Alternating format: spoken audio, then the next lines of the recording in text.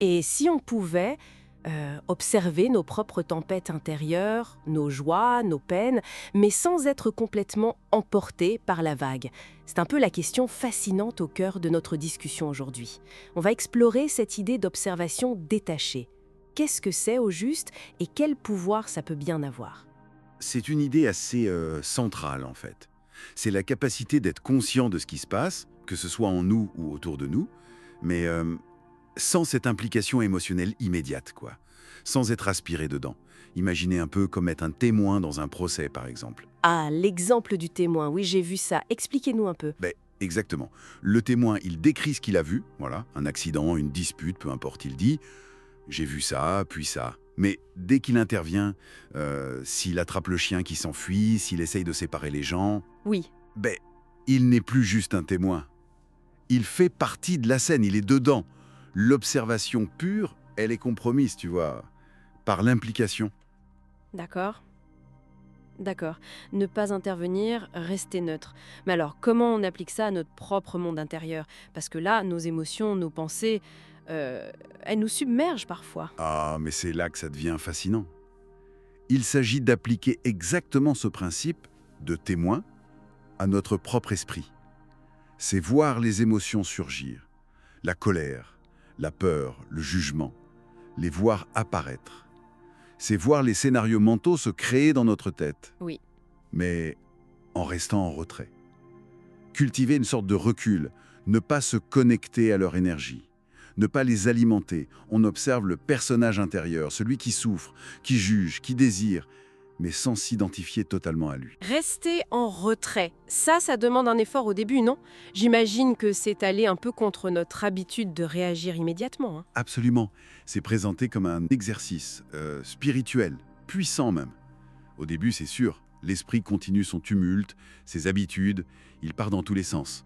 Mais la pratique, c'est de se rappeler, attends, qui est conscient de tout ça? Ramener l'attention là. Sur cette conscience qui observe. Exactement. Pas sur l'émotion ou la pensée elle-même, mais sur cet espace de conscience qu'il aperçoit. C'est un déplacement en fait.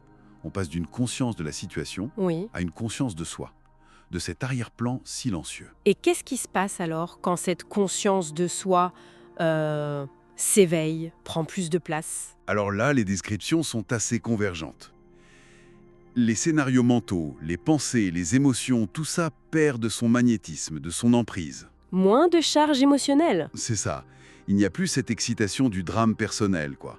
À la place, émerge une qualité différente. Une joie plus spacieuse, une présence paisible. Certains parlent d'une sensation de légèreté, comme si le monde pesait moins lourd. On se sent un peu comme dans un cocon de silence intérieur, même quand on interagit avec l'extérieur. Ça touche donc à l'identité même alors, à qui on pense être fondamentalement. Précisément, on arrive au cœur du sujet. La racine de cette implication constante, de ce drame, c'est souvent la croyance fondamentale « je suis cette personne Je suis ce corps avec son histoire, son âge. ». Voilà. Je suis ce corps, j'ai tel âge, telle caractéristique, telle histoire.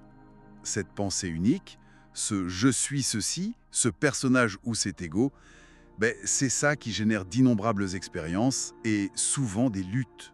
Et l'observation détachée, si on la pratique régulièrement, elle l'aide à défaire cette croyance, ou du moins à la voir différemment.